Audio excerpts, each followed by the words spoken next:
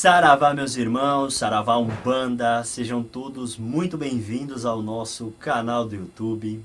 Hoje eu tô aqui na zona norte de São Paulo para bater um papo com a minha amiga Pérola de Iemanjá. Pérola, seja muito bem-vinda ao nosso canal. Obrigada, gente, muito obrigada pelo convite. Que a gente consiga aí contar pro povo que te segue, pro povo que tá te conhecendo hoje através do nosso canal, um pouquinho da sua história, porque eu já me emocionei muito, já dei muita risada a respeito do conteúdo que você publica. E para quem ainda não conhece o conteúdo da Pérola, para quem ainda não conhece o trabalho dela, eu vou deixar aqui embaixo o caminho Umbanda na minha vida, que é o trabalho que a Pérola faz no YouTube, que leva bastante conteúdo, bastante informação e bastante entretenimento para a galera que segue o seu canal. Sim, com certeza.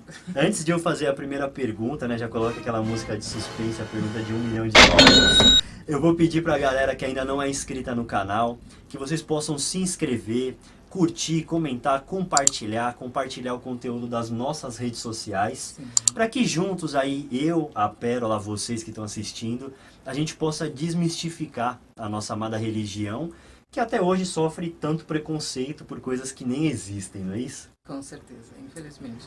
Eu costumo fazer a primeira pergunta para todos os convidados que vêm aqui no canal, que mesmo conhecendo, no seu caso específico, várias religiões, a Wicca, o kardecismo, a religião católica, o que fez você escolher a Umbanda? E como foi esses primeiros passos aí na religião?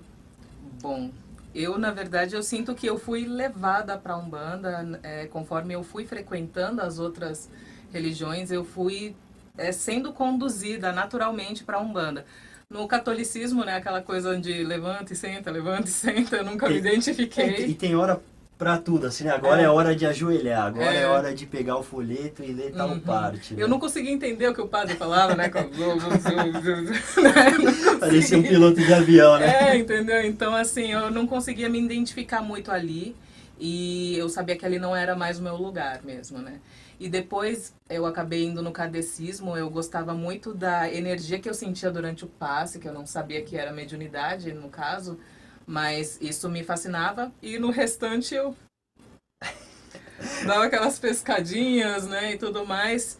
E depois disso que eu conheci a Wicca, e esse lado mais magístico, eu acho que foi o abre-alas para a Umbanda, porque quando eu entrei no terreiro eu não Só conhecia. fazer um parênteses, para quem não conhece a Wicca, você pode explicar brevemente como funciona? Assim, a Wicca é uma religião onde ela é pagã e ela tem vários deuses, né? A deusa, a deusa em várias fases, né? A anciã, a jovem. E assim, ela é uma religião que ela abraça muito a natureza, então ela tem muito essa similaridade com a Umbanda, lembra bastante a Umbanda. E é basicamente isso, é uma autorreflexão, é como se você fosse se conhecer, que na verdade também é o fundamento da Umbanda. Sim, sim. Só a única coisa que diverge mesmo, assim, bem gritante mesmo, são os rituais, os feitiços, Sim. e também essa crença em vários deuses e não em um deus único. Entendi. E o que te fez assim, né? Você falou a respeito do kardecismo, de sentir as energias no momento do passe, mesmo sem saber que isso já eram sinais de mediunidade. E o que te fez, assim, ir na direção da Umbanda mesmo? Quando eu comecei a conhecer a Umbanda a partir do meu marido, né, que antigamente era meu namorado naquela época, Coraçãozinho. é que ele tá ali atrás. Então, assim, ele me falava a respeito da Umbanda, ele explicava, ele vinha e me falava assim, porque a entidade falou isso e falou aquilo, e eu ficava, what? Eu não entendi o que ele falou. Que isso? Eu não entendia. Eu não sabia o que era o fenômeno de incorporação e nem sabia como que era isso da comunicação com a entidade. Sim. E aí teve um dia que me marcou bastante, que foi quando ele disse que ele foi tomar um passe e tal, e ele falou que a entidade tinha dito que iria vir me visitar. E eu acabei vendo a entidade na minha casa, sem nunca ter ido no terreiro, né? E aí eu vi aquela entidade, depois eu descrevi pra ele, olha, ele era assim, assim, assado e tal. E aí eu fiquei com essa curiosidade mesmo de conhecer o que era um terreiro. Aí eu fui a primeira vez num terreiro de Umbanda. E aí você chegou, inicialmente ia como consulente, ou já chegou naquele primeiro contato, assim, já sentindo as energias, já entrou para trabalhar? Sim, eu cheguei como consulente na casa. E eu já cheguei sentindo milhares de sensações diferentes, coisas que eu nunca tinha sentido, numa intensidade muito maior do que aquela do kardecismo. Certo. No kardecismo era uma coisa mais sutil, mais tranquila. E lá na Umbanda era muito intensa, que doía as minhas costas, eu ficava inquieta, assim, na cadeira, e doía aqui. E eu queria entrar de qualquer jeito naquela área do trabalho. Sim. E quando eu entrei na área do trabalho, porque era um dia de lavagem de cabeça, o terreiro era de Ogum, então lavava com cerveja. Aí eu ajoelhei na frente do congá, assim, na hora que foram jogar a cerveja, e eu incorporei. Sensacional. E eu nunca tinha visto uma incorporação, era a primeira vez que eu tava pisando no terreiro. Aí o marido já falou, meu, Ele eu falou, avisei, "Ih!" já tinha avisado, né? Ele falou, ih, meu Deus, perdeu agora, já desviou o caminho, né? E aí você começou a desenvolver... Aí eu pedi pra entrar na casa, Sim. só que não me foi autorizado. Eu fiquei 6 meses do lado de fora aguardando. E eles me instruíam só eu tirar os sapatos para que eu conseguisse ter menos desconforto enquanto eu tivesse que aguardar. Certo. E assim, eu acho, às vezes a gente que tá do lado de fora, que tá nessa ansiedade para entrar, a gente fala, pô, mas por que esperar 6 meses? Uhum. Eu acho que assim, além, né, de tudo acontecer no tempo que tem que acontecer, eu acho que é importante porque às vezes a pessoa, você tá naquela empolgação que as coisas começam a acontecer e às vezes a gente mesmo não tá preparado ainda para assumir um compromisso daquele, não conhece a religião e às vezes eu acho que esses 6 meses é um tempo ideal para a gente saber o que a gente quer, se é estar ali, porque vestir o branco, entrar em desenvolvimento, em atendimento dos consulentes, não é uma brincadeira, né? A gente Exatamente. mexe com a vida do ser humano e com a nossa mesma, né? Uhum. E nesse meio tempo, como entrou a Curimba na sua vida? Foi nesse terreiro? Foi nesse terreiro mesmo. Foi nesse terreiro. Foi assim, olha, o meu marido, ele era o atabaqueiro da casa. Certo. E aí, então, ele foi em alguns dias para aprender lá, afinal, atabaque, a limpar, cuidado, cor e também treinar os toques com os outros atabaqueiros de Sim. lá. E eu fui um dia junto, e de tanto ouvir ele tocando em casa, eu também já tocava, né? Já tinha um professor particular. Eu já tive um professor particular, já estava sendo privilegiada, né? E aí, quando eu tava lá, eu conversei com outro curimbeiro da casa, o Fernando, beijo, se ele me vê. E eu mostrei pra ele uma cantiga que eu tinha composto na época pra Iemanjá. Legal. E aí eu mostrei pra ele e eu tinha criado uma dobra, um toque diferente no atabaque pra cantar essa cantiga em específico. E ele ficou super cismado comigo, né? Falando assim, como assim você tá tocando assim, desse jeito e tal? E aí, quando passaram mais ou menos uns 8 anos, a curimbeira da casa faleceu, logo depois que a mãe de santo faleceu. E aí ele já foi lá no ouvido do pai de santo e falou assim, ó, ela canta, Eu hein? acho que ela sabe tocar. Ela canta. Tocar lá não era permitido, mulheres. mulher não era? Não era permitido. Então ele falou assim, ó, ela sabe cantar. Ela canta, põe ela lá. Daí me colocou na curimba e eu fiquei lá 1 ano na curimba. Infelizmente não continuei mais que isso, né? Por conta que mudou muito depois que a minha mãe faleceu. Sim. Pô, sensacional. E você já tá na Umbanda há um tempo. E a gente percebe que hoje a Umbanda ela tá cada dia mais evoluída no sentido de aprendizado.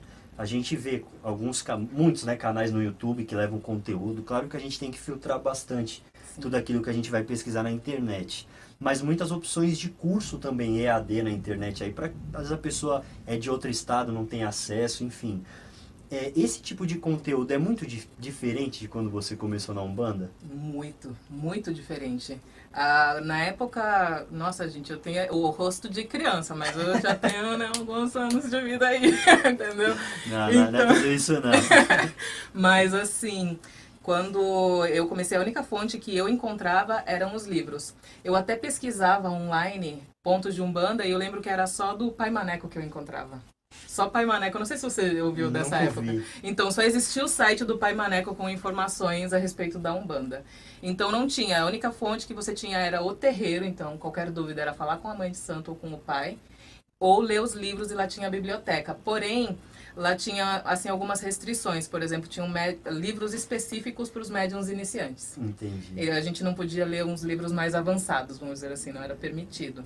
Então era uma coisa bem podada.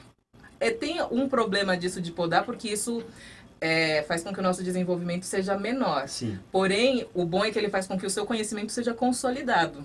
Então havia uma organização muito grande, uma estrutura muito forte no terreiro por conta dessa poda, entre aspas. E assim, hoje em dia, A gente vê até alguns dirigentes que são um pouco mais antigos, que eles meio que ainda têm um pouco de receio, né? Sim. O aprendizado tem que ser dentro do terreiro, com os guias em terra, então fica um pouco receoso por conta de, assim, ter muita informação e nem todo mundo conseguir transmitir o que realmente é a religião. Então, às vezes, o pessoal fica meio receoso aí de abrir tanto, E né? as doutrinas, né, que Sim. são diferentes. É uma umbanda, mas são várias umbandas ao mesmo Exatamente. tempo. É que cada casa, assim, a gente costuma dizer que a Umbanda, diferente da Igreja Católica, ela não tem uma Bíblia para ser seguida, né? Então, assim, as casas trabalham buscando levar o amor, a fé, a caridade, mas como você falou, cada casa tem a sua doutrina. Então fica um pouco difícil de se criar algo ali, de se abrir tão assim, né, para você ir pesquisar na internet. Isso da pesquisa da internet, eu associo muito também ao que a minha mãe de santo ela falava. Ela falava assim, leia a Bíblia, leia o Kardec, né, os livros dos Sim. espíritos, e o Evangelho segundo o Espiritismo e tudo, leia. Ela falou, mas usa o bom senso. Vê o que pode ser aplicado e o que é coerente e correto. Então, só pegue o que for bom. E a mesma coisa na internet. Veja o bom senso. Aquele ensinamento realmente te faz uma pessoa melhor? Então, abraça esse ensinamento. Você falou, olha, você usou as mesmas palavras que o nosso dirigente. Eu vou mandar até um beijo, pai Wilson. E Pai Wilson. Só que no finalzinho ele falava assim, não esquece, tem que peneirar. Então, Exatamente, peneira.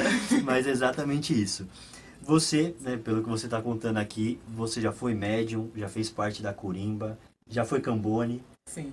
E em qual dessas funções, né? Porque eu costumo dizer que cada uma é uma função, todas são extremamente importantes, né, dentro de um terreiro, mas qual dessas você mais se identificou?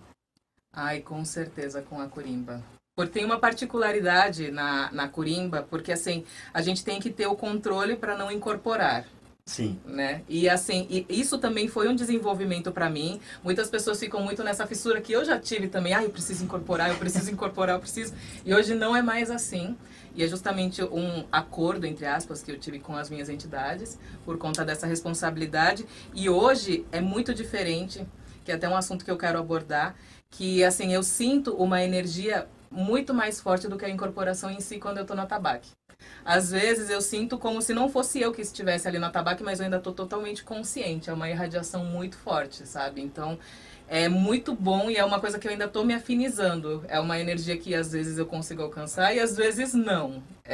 Ainda é algo que está sendo trabalhado, mas é realmente incrível. A incorporação ela não é essencial para o meu desenvolvimento. E a gente bateu um papo alguns meses atrás com uma pessoa da Curimba também, uma menina, Cristiane Cândido, e ela falou que é sensacional porque essa energia que você acabou de descrever, às vezes tem um médium na corrente que está com dificuldade para incorporar e ela está tocando ali, ela falou que com o olhar parece que ela consegue atingir aquele Canalizar exatamente, canalizar a energia para para aquele médium, às vezes para que ela seja intuída do ponto exato para ela. Sim, eu até me arrepiei.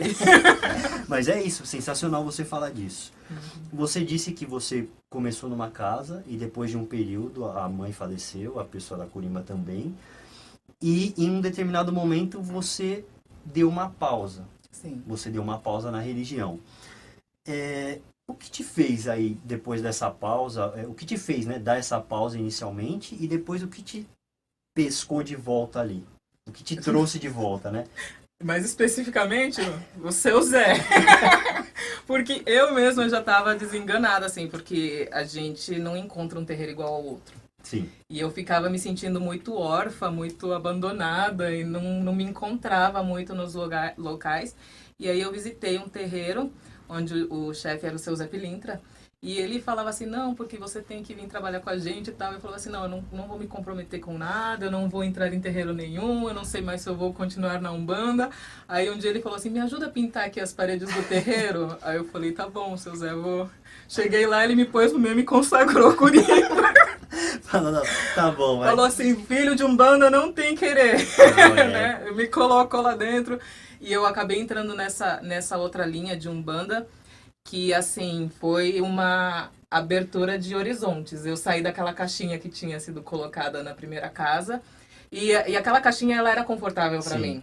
Então, quando eu saí dela, eu descobri que eu, na verdade, não conhecia quase nada da Umbanda. Só sabia na prática Não, a incorporação. E é legal porque, assim, por esse motivo a gente tem que ser sempre grato pelos caminhos que a gente segue. Porque, Sim. assim, a gente estava ali, imagino que tenha sido assim com você. Você estava numa casa, aprendeu, evoluiu, melhorou como pessoa, mas acho que tudo na vida tem um ciclo. Sim, Começo, meio e fim. Então, você chegou ao final, que seja grato, né? Uhum. E como você falou, você acaba conhecendo uma outra casa que abre os horizontes, né? E Sim. você vê que tem muito mais coisa para aprender, para evoluir. Sim, exatamente. E aí você vai, né, vai seguindo esse caminho da Umbanda. Você disse que, né, hoje, esse retorno seu para a Umbanda se deu graças ao seu Zé. Uhum. Então, assim, para encerrar essa parte 1, eu acho que nada mais justo em a gente tentar fazer aí uma homenagem a ele. Ver se você pode cantar um ponto em homenagem ao seu Zé. Com certeza. Só uma pergunta. Você quer com atabaque ou sem atabaque? Olha, como ficar melhor para você? Vamos fazer o seguinte, então. Vamos colocar um 100 e aí depois a gente grava um com pra galera assistir depois separado. Tá bom. Combinado? Tá bom, combinado. Então eu vou cantar uma cantiga que eu compus também pro seu Zé Pilintra, daqui da casa, que foi uma cantiga assim que ela não foi muito pensada, né? Na verdade ela não foi programada, mas acabou que saiu de uma maneira muito intensa, que muitas pessoas se identificaram. Deixa eu só uma dúvida, você queria cortar? Porque ela tava fazendo assim. Pode. Eu sou malandro, Oxalá me deu o branco pra pagar todo o teu pranto, pra tua fé eu semear. Filho de Umbanda, eu defendo a lei de Ogum, pra não deixar filho algum nessa terra a penar. Se não me conhece, venha cá, venha me ver. Te arranco um sorriso, te trago alegria, te ensino a viver. Se não me conhece, venha cá, venha me ver. Te arranco um sorriso, te trago alegria, te ensino a viver. Filho da noite, boêmio por maestria, Oxalá é quem me guia pra cumprir minha missão. Doutor pra alguns, mas só sei do coração, pra aliviar a dor do irmão, muito prazer, eu sou seu Zé. Se não me conhece, venha cá, venha me ver. Te arranco um sorriso, te trago alegria, te ensino a viver. Se não me conhece, venha cá, venha me ver. Te arranco um sorriso, te trago alegria, te ensino a viver. Saravá, seu Zé. Saravá, meu Deus do céu. A gente teve duas coisas em uma, né? Você trouxe um ponto lindo e você trouxe uma mini aula sobre o seu Zé. Da maneira como ele atua dentro dos terreiros de Umbanda. A gente vai encerrar a parte 1 aqui. E para vocês, novamente eu vou pedir para vocês se inscreverem em nosso canal. Clica lá no canal da Pérola, se inscreve, curta, comente, compartilhe. Vem junto com a gente aí desmistificar Umbanda. Axé. Axé.